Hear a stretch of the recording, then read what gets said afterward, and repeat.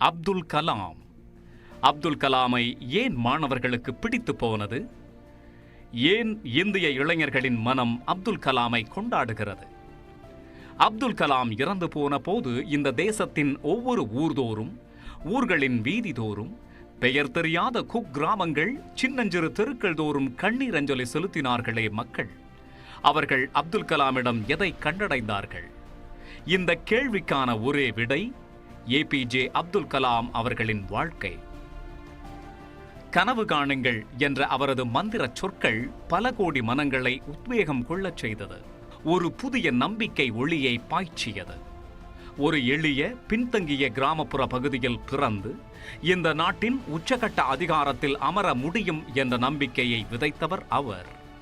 1931 October மாதம் 15ஆம் நாள் கடலில் களம் செலுத்தும் மரைக்காயரான ஜைனுலாப்தீனுக்கும் ஆஷியம்மாவுக்கும் மகனாக ராமேஸ்வரத்தில் பிறந்தார் அவர். கலாமின் முழு பெயர் அவுல் பக்கீர் ஜைனுலாபுதீன் அப்துல் கலாம். அப்துல் கலாம் ராமேஸ்வரத்தில் உள்ள தொடக்க பள்ளியில் தனது பள்ளி படிப்பை தொடங்கினார். தந்தை மீனவ தொழில் செய்ததால் குடும்பத்தின் ஏழ்மை நிலை கருதி சிறுவயதில் பள்ளிக்கு சென்று கொண்டே வீடு வீடாக செய்தித்தாள் போடுவது போன்ற வேலைகளை செய்து குடும்பத்திற்காக பொருளும் ஈட்டினார் கலாம். தனது பள்ளி பருவத்தில் சராசரி மதிப்பெண் வாங்கும் மாணவராகவே இருந்தார் அவர். கணித பாடத்தின் மீது சிறுவன் கலாமிற்கு மிகுந்த ஆர்வம் இருந்தது. இதற்காக பல மணி நேரங்களை செலவிட்டார். சிறு வயது முதலே மத வேறுபாடுகள் இல்லாமல் அனைவரிடத்திலும் அன்பு பாராட்டி வந்தார் அவர். இதுதான் பின்னாளில் மத நல்லிணக்கம் குறித்து பேசிய போது, குத்து விளக்கு இந்துக்களுக்கு உரியது, அதை ஏற்ற உதவும் மெழுகுவர்த்தி கிறிஸ்தவர்களுக்கு உரியது, விளக்கை ஏற்றும் நானோ ஒரு இஸ்லாமியன் என அவரை சொல்ல தூண்டியது. ஆசிரியர் பறவையை காட்டி நடத்திய பாடம் அவரை வானூர்தி அறிவியலை படிக்க தூண்டியதாக பலமுறை கூறியுள்ளார் கலாம். இதே போலத்தான் இஸ்லாமியரான நீங்கள் ஏன் சைவ உணவை விரும்பி உண்கிறீர்கள் என்று கேள்வி எழுப்பப்பட்டது. அதற்கு, என்னுடைய பொருளாதார சூழல் என்னை சைவ உணவை உண்ண வைத்தது. பின்னர் அது பழகி போக தற்போது அதுவே என்னுடைய விருப்ப உணவாக மாறிப்போனது என வறுமை குறித்து வெளிப்படையாகவே பதிலளித்தார் அப்துல் கலாம். பள்ளி படிப்பை முடித்த பிறகு திருச்சியில் உள்ள செயின்ட் ஜோசப் கல்லூரியில் இயற்பியல் பயின்றார். 1954 இயற்பியலில் இளங்கலை பட்டம் பெற்றார். பட்டப்படிப்பின் இறுதியில் கலாமிற்கு இயற்பியலில் ஆர்வம் இல்லாது போனதால் பின்னாளில் இந்த 4 ஆண்டு படிப்பை குறித்து அவர் வருத்தப்பட்டதும் உண்டு. 1955 தன்னுடைய விண்வெளி பொறியியல் படிப்பை சென்னையில் உள்ள MITயில் தொடங்கினார். பின்னர் அதே கல்லூரியில் முதுகலை பட்டமும் பெற்றார். இலக்கை நோக்கி சரியான ஏவுகணை செலுத்துவதில் வல்லவரான கலாம் ஒருபோதும் தன்னுடைய இலக்கில் இருந்து விலகியது இல்லை. குடும்ப வறுமை, பின்தங்கிய பகுதியில் பிறந்தவர், தமிழ் வழியில் படித்தவர் என்று எதையும் தனது தடைக்கல்லாக கருதாமல் அவற்றை படிக்கல்லாக்கி தொடர்ந்து முன்னேறினார். கல்லூரி படிப்பை முடித்த கலாம் டெல்லியில் உள்ள தொழில்நுட்ப மையத்தில் முதுகலை விஞ்ஞானி உதவியாளராக ரூபாய் 250 மாத சம்பளத்திற்கு வேலைக்கு சேர்ந்தார். விமானியாக வானில் பறக்க ஆசைப்பட்ட தமக்கு விரும்பிய பணி கிடைக்கவில்லையே என வருத்தமடைந்த அவர் காசிக்கு சென்றபோது அங்கு யோகா குரு ஒருவரை சந்தித்து பேசினார். பகவத்கீதையின் 11வது அத்தியாயத்தை அந்த குரு தனக்கு படித்து காண்பித்ததாகவும், துன்பத்தை கண்டு ஓடக்கூடாது, துன்பத்திற்கே துன்பம் தர வேண்டும் என்ற வாசகம் அதில் இடம்பெற்றிருந்ததாகவும் கூறிய கலாம் இந்த வாசகம் தன் வாழ்க்கையையே மாற்றிவிட்டதாகவும் கூறினார். 1960 பெங்களூருவில் உள்ள பாதுகாப்பு ஆராய்ச்சி மற்றும் மேம்பாட்டு அமைப்பின் வானூர்தி அபிவிருத்தி அமைத்தல் பிரிவில் முதன்மை அறிவியலாளராக சேர்ந்தார் கலாம். ராணுவ வீரர்கள் பயன்படுத்தும் சிறிய ரக ஹெலிகாப்டர்களை வடிவமைத்து கொடுத்தார். புகழ்பெற்ற விண்வெளி அறிவியலாளர் விக்ரம் சாராபாயின் கீழ் இயங்கி வந்த ஒரு குழுவின் அங்கமாகவும் கலாம் இருந்தார். 1969 கலாம் இந்திய விண்வெளி ஆராய்ச்சி நிறுவனத்திற்கு மாற்றப்பட்டு அங்கு இந்தியாவின் முதல் உள்நாட்டு செயற்கைக்கோள் பாய்ச்சுதல் வாகன திட்டத்தின் இயக்குனர் ஆனார்.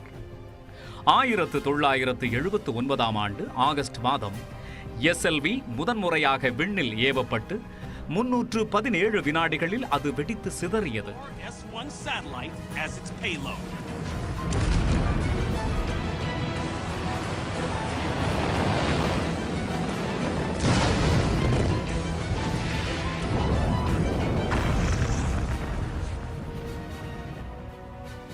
தோல்வியால் துவண்ட கலாமை தேற்றினார் இந்திய விண்வெளி அறிவியலின் தந்தை விக்ரம் சாராபாய். அனுபவம் தந்த பாடத்துடன் மிக தீவிரமாக பணிபுரிந்து 1980 ஆண்டு ஜூலை மாதத்தில் இரண்டாவது முறையாக விண்ணில் செலுத்தப்பட்ட SLV ரோஹிணி செயற்கைக்கோள் புவி சுற்றுப்பாதை அருகே வெற்றிகரமாக நிலைநிறுத்தப்பட்டது. Now, of course, my expert's view, but I took the decision. Problems mine. Finally, I took a decision. I bypassed the computer. I launched the system. Okay, I launched. This fellow went. First stage worked in a 4-stage rocket, and second stage got manned. It went to. SLV வெற்றிக்காக 1981 ஆண்டு கலாமிற்கு பத்மபூஷன் விருது வழங்கப்பட்டது. 1982 ஆண்டு பிப்ரவரி மாதம் பாதுகாப்பு ஆராய்ச்சி மற்றும் மேம்பாட்டு ஆய்வுக்கூடத்திற்கு இயக்குநராக பொறுப்பேற்றார் கலாம். 1988 ஆண்டு பிப்ரவரி மாதம் கலாம் தலைமையிலான குழு பிருத்வி ஏவுகணையை வெற்றிகரமாக சோதனை செய்தது. 1989 ஆண்டு ஏப்ரல் மாதம் அக்னி ஏவுகணை செலுத்துவதற்கான நாள் குறிக்கப்பட்டு சில தொழில்நுட்ப கோளாறுகளால் அது தள்ளி வைக்கப்பட்டது. இரண்டாவது முறையாக மே மாதம் அக்னியை ஏவும் கவுண்டவுன் முடிய 10 வினாடிகள் இருக்கும்போது புதிய கோளாறு கண்டுபிடிக்கப்பட்டது. ஊடகங்கள் வரிந்து கட்டிக்கொண்டு கிண்டலடித்தன. சக விஞ்ஞானிகள் சோர்ந்து போன போது நான் முதலில் SLV ஏவும் போது அது கடலில் விழுந்தது. நீங்கள் செய்த அக்னி உங்கள் முன்புதான் உள்ளது, நாம் சாதிப்போம் என்று உற்சாகப்படுத்தினார். அவரது வார்த்தைகள் பொய்க்கவில்லை. மூன்றாவது முறையாக மே 22ஆம் தேதி அக்னி வெற்றிகரமாக விண்ணில் பாய்ந்தது. கிண்டல் அடித்தவர்களே கலாமை பாராட்ட அமைதியான புன்னகையை மட்டுமே பதிலாக கொடுத்தார் கலாம். SLV-3 பாய்ச்சுதல் வாகனம் ரோஹிணி செயற்கைக்கோளை புவி சுற்றுப்பாதை அருகே வெற்றிகரமாக 1980 ஆண்டு நிலை நிறுத்தியது. இது தனது வாழ்வின் மிகப்பெரிய சாதனை என்றும் SLV திட்டத்தில் வேலை செய்ய தொடங்கிய பிறகுதான் தன்னையே தான் கண்டுபிடித்ததாகவும் கலாம் மகிழ்ச்சியாக தெரிவித்தார். 1963-64 அவர் நாசாவின் ஹாம்ப்டன், வெர்ஜீனியாவில் உள்ள லாங்க்லியின் ஆராய்ச்சி மையம், கிரீன்பெல்ட்டில் உள்ள கோடார்க் விண்வெளி மையம், மேரிலாந்து மற்றும் வெர்ஜீனியா கிழக்கு கடற்கரையில் அமைந்துள்ள வாலோப்ஸ் விமான படைத்தளம் ஆகிய இடங்களுக்கு சென்று வந்தார். 1970 1990 வரை உள்ள இடைப்பட்ட காலங்களில் கலாம் PSLV மற்றும் SLV-3 திட்டங்களுக்காக முயற்சி மேற்கொண்டார். 2 திட்டங்களும் வெற்றிகரமாக முடிந்தன.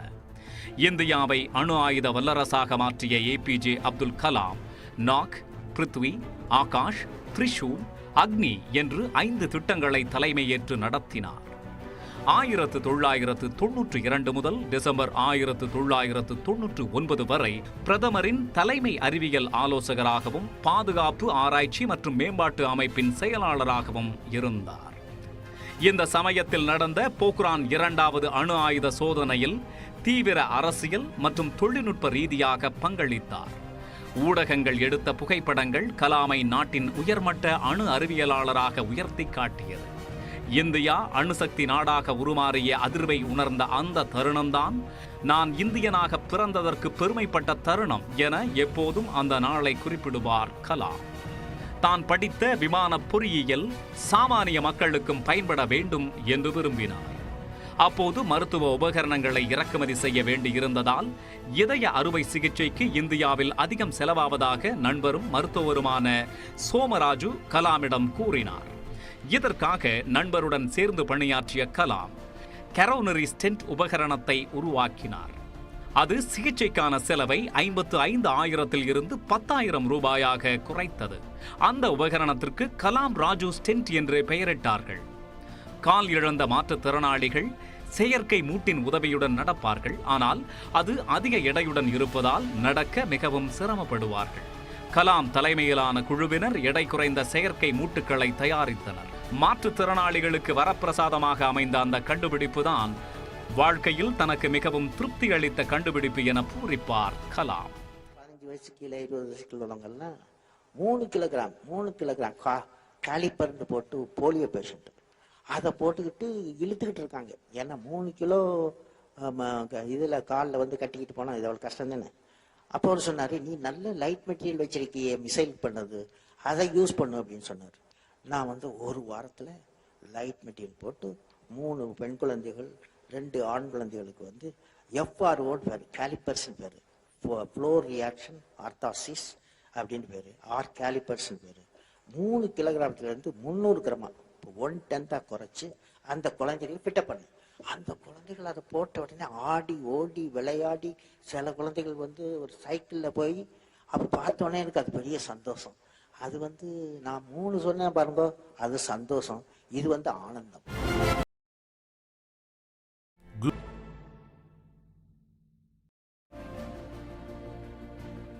அணு ஆயுத விஞ்ஞானியாக இருந்தாலும் பிறர்க்கின்னா செய்யும் அகிம்சாவாதியாகவே இருந்தார் கலாம். அக்னி ஏவுகணை அமெரிக்காவை தாக்குமா என்று மாணவர் எழுப்பிய கேள்விக்கு பதிலளித்த அவர், நாம் யாருக்கும் எதிரி அல்ல, எல்லா நாட்டவர் மீதும் அன்புடன் தான் இருக்கிறோம், இனி இந்தியாவை ஆதிக்கம் கொள்ள யாருக்கும் தைரியம் வராது என்றார். இத்தகைய தேசபக்தி மிக்கவரை குடியரசுத் தலைவராக பெறும் பேரையும் பெற்றது இந்தியா. இந்திய ராணுவ ராக்கெட்டின் பிதாமகர், ஏவுகணை நாயகன் ஏபிஜே அப்துல் கலாம் 2002ஆம் ஆண்டு ஜூலை 25ஆம் தேதி இந்தியாவின் 11வது குடியரசுத் தலைவராக பொறுப்பேற்றார். Abdul Kalam, do swear in the name of God. Do swear in the name of God that I will faithfully execute the office of the President of India. That I will faithfully execute the office of the President of India.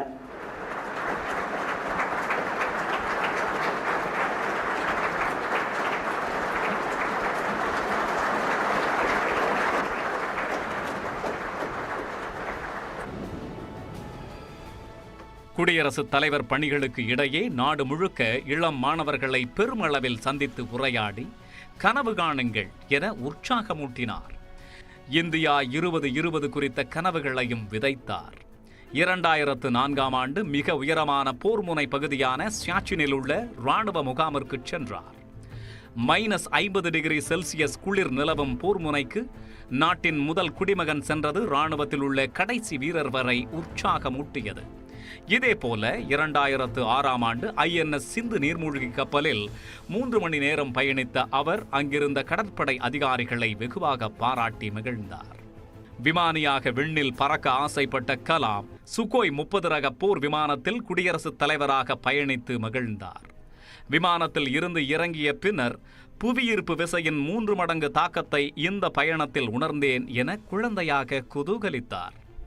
2007ஆம் ஆண்டு ஜூலை 25ஆம் தேதி கலாமின் குடியரசுத் தலைவர் பதவிக்காலம் முடிந்து ராஷ்டிரபதி பவனில் இருந்து புறப்படும் போது அவரது கைகளில் இருந்தது 2 சூட்கேசுகள் மட்டுமே. அதில் ஒன்று துணிமணிகளும் மற்றொன்றில் அவர் விரும்பி படிக்கும் புத்தகங்களும் இருந்தன. எளிமையின் எடுத்துக்காட்டாக வாழ்ந்த கலாம் தன்மை சார்ந்த யாருக்கும் எதற்காகவும் சிபாரிசு செய்ததில்லை. குடியரசுத் தலைவருக்காக வழங்கப்பட்ட ஊதியத்தில் இருந்து ஒரு சிறு தொகையை தமது குடும்பத்திற்காக அனுப்புவதை அவர் வழக்கமாக கொண்டிருந்தார். பதவிக்காலம் முடிந்த பின்னர் பெங்களூருவில் பணியாற்றிய போது தாம் வாழ்ந்த வீட்டை கூட விற்றுவிட்டு அந்த பணத்தில் தம்முடைய தேவைகளை கவனித்துக் கொள்ளும் அளவிற்கு இருந்தது இந்த முன்னாள் குடியரசுத் தலைவரின் பொருளாதார சூழல். அதனால் தான் அவர் மக்களின் ஜனாதிபதியாக உயர்ந்தார். Simplicity is not important point. என்ன, இப்போது நமக்கு வாழ்க்கையில் எப்போதுமே ஒரு வாய்மை வேண்டும். அதாவது உண்மையே பேச வேண்டும், உழைக்க வேண்டும், துன்பத்தை கண்டு பயப்படக்கூடாது. என்ன வேண்டும்? உண்மை பேச வேண்டும், உழைக்க வேண்டும், துன்பத்தை கண்டு பயப்படக்கூடாது. குடியரசுத் தலைவர் பதவிக்காலம் முடிந்த பிறகு தனது ஆசிரியர் பணியை தொடர்ந்தார் கலாம். பல பல்கலைக்கழகங்களில் வருகை பேராசிரியராக இருந்தார். கலாம் இசை இலக்கியத்திலும் ஈடுபாடு மிக்கவராக இருந்தார். குறிப்பாக வீணை இசைப்பதில் வல்லவராக திகழ்ந்த அவர் சில தியாகராய கீர்த்தனைகளை சிறப்பாக பாடுவார். அனைத்தையும் விரும்பிய கலாமின் வாழ்வில் காதல் என்ற ஒன்று இல்லாமல் போய்விட்டதே என்று பலமுறை கேள்வி எழுப்பப்பட்டதுண்டு. அதற்கு திருமணம் செய்து கொண்டு குடும்பம் நடத்துவதை விட அணு ஆயுத சோதனையில் ஈடுபடுவது எளிதானது என்று நகைச்சுவையுடன் பதிலளிப்பார் கலாம். தாம் பேசும் மேடைகளில் எல்லாம் திருக்குறளை மேற்கோள் காட்ட கலாம் மறந்ததில்லை. அது உள்நாடு ஆனாலும் சரி, வெளிநாடு ஆனாலும் சரி, திருக்குறளும் கலாமின் பேச்சும் ஒன்றோடு ஒன்று பிரிக்க முடியாததாகவே இருந்தன. எனது வாழ்க்கையின் பல்வேறு நிலைகளில் உறுதுணையாக இருந்து உற்று துணையாக இருந்து வாழ்க்கையின் வழிகாட்டியாக என்னை வழிநடத்தியது திருக்குறள் தான். எனக்கு பிடித்த ஒரு திருக்குறள் என் வாழ்விற்கு வளம் கெடுத்தது, அதை கேளுங்கள். அறிவு அற்றங்காக்கும் கருவி, செருவாருக்கும் உள்ளளிக்கல் ஆகா அரண். அதாவது அறிவு என்பது அழிவு வராமல் காக்கும் கருவியாகும். மேலும் பகைவராலும் அழிக்க முடியாத உள்ளரணும் கோட்டையாகும், ஃபோர்ட்டாகும். எத்தகைய சூழ்நிலையிலும் அரண் போல், அதாவது கோட்டை போல் நின்று நம்மை காக்கும் என்பதாகும் அறிவு. எனவே அறிவாற்றலை வளர்த்து கொண்டால் நம் வாழ்வு வளமாகும். அதன் மூலம் நாமும் வீடும் வளம் பெறும், நம் வாழும் நாடும் வளம் பெறும், வாழும் நாடும் வளம் பெறும். திருக்குரானை அன்றாடம் படிப்பதை அவர் வழக்கமாக கொண்டிருந்தார். இறைவா, உன்னையே நாங்கள் வணங்குகிறோம், உன்னிடமே உதவியை நாடுகிறோம். எல்லா சோதனை நாட்களிலும் தன்னை கரை சேர்த்த வைர வரிகள் என இவற்றை கலாம் குறிப்பிடுவது உண்டு. புத்தகங்கள் படிப்பது மட்டுமல்ல, புத்தகங்கள் எழுதுவதிலும் கலாமிற்கு ஈடுபாடு இருந்தது. விங்ஸ் ஆஃப் ஃபயர் என்ற பெயரில் தனது சுயசரிதையை அவர் எழுதினார். இது அக்னி சிறகுகள் என்ற பெயரில் தமிழில் மொழிபெயர்ப்பு செய்யப்பட்டது. Turning point, ignited minds, the luminous sparks, inspiring thoughts, guiding souls, India 2020, எழுச்சி தீபங்கள், அப்புறம் பிறந்தது ஒரு புதிய குழந்தை என பல புத்தகங்களையும் அவர் எழுதியுள்ளார். அப்துல் கலாமின் சேவையை போற்றும் விதமாக 1997 அவருக்கு பாரத ரத்னா விருது வழங்கி கௌரவிக்கப்பட்டது. அதே ஆண்டில் தேசிய ஒருங்கிணைப்பாளருக்கான இந்திரா காந்தி விருதும், 1998 வீர சவர்கார் விருது, 2000ஆவது ஆண்டில் ராமானுஜன் விருது, 2007ஆம் ஆண்டு கிங் சார்லஸ் II பட்டம் என தாய்நாடும் அயல் நாடும் பல்வேறு விருதுகளை கலாமிற்கு வழங்கின.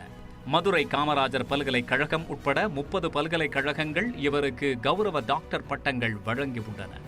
இத்தனை பல்கலைக்கழகங்களில் கௌரவ டாக்டர் பட்டம் பெற்ற ஒரே இந்திய விஞ்ஞானி கலாம் மட்டுமே. இறுதி மூச்சு வரை கொண்ட கொள்கையில் மாறாது இருந்தவர் என பலரை வரலாறு நமக்கு கூறுவது உண்டு. அவர்களில் நிச்சயம் இந்த மாமனிதருக்கும் இடம் உண்டு. வாழ்நாளின் பெரும் பகுதியை மாணவர்களை சந்திக்கச் செலவிட்ட கலாமின் இறுதி மூச்சும் மாணவர்கள் மத்தியில் உரையாற்றும் போதே பிரிந்தது. 2015ஆம் ஆண்டு ஜூலை 27ஆம் தேதி மேகாலயா தலைநகர் ஷில்லாங்கில் உள்ள இந்தியன் இன்ஸ்டிடியூட் ஆஃப் மேனேஜ்மெண்டில் பேசுவதற்காக டெல்லியில் இருந்து புறப்பட்டார் கலாம். கருத்தரங்கில் மாணவர்கள் மத்தியில் பேசிக் கொண்டிருந்த அவர் திடீரென நிலை தடுமாறி கீழே விழுந்தார்.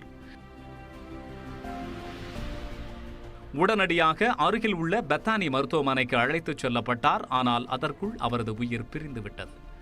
சாதி மத இன உணர்வுகளுக்கு அப்பாற்பட்ட கலாமின் மரணத்திற்காக 7 நாட்கள் துக்கம் அனுசரிக்கப்படும் என அறிவித்தது மத்திய அரசு. கலாமின் உடல் முழு அரசு மரியாதையுடன் அவரது பிறந்த ஊரான ராமநாதபுரத்தை அடுத்த பேக்கரும்பிற்கு கொண்டு வரப்பட்டது. பிரதமர் நரேந்திர மோடி, மத்திய அமைச்சர்கள், பல்வேறு மாநிலங்களின் முதலமைச்சர்கள், ஆளுநர்கள், முப்படை தளபதிகள் என ஏராளமானோர் கலந்து கொண்டு அஞ்சலி செலுத்தினர். பின்னர் முழு இராணுவ மரியாதையுடன் 21 முறை குண்டுகள் முழங்க அப்துல் கலாமின் உடல் நல்லடக்கம் செய்யப்பட்டது. அப்போதைய தமிழக முதலமைச்சர் ஜெயலலிதா கலாமிற்கு நேரில் அஞ்சலி செலுத்தாதது பெரும் விமர்சனத்தை ஏற்படுத்தியது. தமிழக அரசு சார்பில் 7 அமைச்சர்கள் மட்டுமே பங்கேற்றனர். அப்துல் கலாம் நல்லடக்கம் செய்யப்பட்ட பேக்கரும்பில் மணிமண்டபம் கட்டப்படும் என 2015ஆம் ஆண்டு அக்டோபர் 15ஆம் தேதி கலாமின் 84வது பிறந்த நாளில் பிரதமர் நரேந்திர மோடி டெல்லியில் அறிவித்தார். அதைத் தொடர்ந்து கலாமின் 1வது ஆண்டு நினைவு நாளில் மத்திய பாதுகாப்பு ஆராய்ச்சி மற்றும் மேம்பாட்டுக் கழகத்தின் சார்பில் மணிமண்டபம் கட்டுவதற்கான பணிகள் தொடங்கப்பட்டன. கலாமின் நினைவகத்தைச் சுற்றிலும் தென்னை உள்ளிட்ட மரங்கள் வளர்க்கப்பட்டு பசுமையாக காட்சி அளிக்கிறது. நினைவகத்தின் நுழைவு வாயில் இந்தியா கேட் போன்றும், நினைவிடத்தின் மேல்பகுதி குடியரசுத் தலைவர் மாளிகை போன்றும் கட்டமைக்கப்பட்டுள்ளது. நினைவகத்தில் 4 பெரிய அறைகள் உள்ளன. இவற்றில் அப்துல் கலாமின் பள்ளி பருவம், குடியரசுத் தலைவராக பதவி வகித்த காலம், இஸ்ரோவில் பணியாற்றிய காலம் குறித்த விளக்க புகைப்படங்கள் மற்றும் அவர் பயன்படுத்திய பொருட்கள் மக்கள் பார்வைக்காக வைக்கப்பட்டுள்ளன. மத்திய அரசு மட்டுமல்லாது பல்வேறு மாநில அரசுகளும் கலாமை நினைவு கூறும் விதமாக பல்வேறு ஏற்பாடுகளை செய்துள்ளன. கலாமின் பிறந்த நாளை இளைஞர் எழுச்சி நாளாக கொண்டாடும் தமிழக அரசு அவரது பெயரில் விருதும் வழங்கி வருகிறது. பீகார் மாநிலம் பாட்னாவில் கிஷான் கஞ்சில் உள்ள வேளாண் கல்லூரி மற்றும் அறிவியல் நகரத்திற்கு அப்துல் கலாம் பெயர் சூட்டப்பட்டுள்ளது. புதுடெல்லியில் உள்ள அவுரங்கசீப் சாலைக்கு ஏபிஜே அப்துல் கலாம் சாலை என பெயர் மாற்றம் செய்தது. ஏவுகணை சோதனை மையமான வீலர் தீவை கலாம் தீவு என மாற்றி அவருக்கு பெருமை சேர்த்துள்ளது ஒடிசா அரசு. இந்திய இளைஞர்களின் மனங்களை வென்ற மாபெரும் தலைவர்களில் அப்துல் கலாமுக்கு முக்கிய பங்கு உண்டு. அவர் எப்போதும் முன்னோக்கி சிந்தித்தார். நேர்மறை எண்ணங்களை விதைத்துக் கொண்டே இருந்தார். புதிய இளங்குருத்துக்களின் வளர்ச்சியை கண்டு மகிழ்ந்தார். அப்துல் கலாம் ஏற்படுத்திய தாக்கம் இந்தியா முழுவதும் இன்னும் ஒரு தலைமுறையேனும் தொடரும்.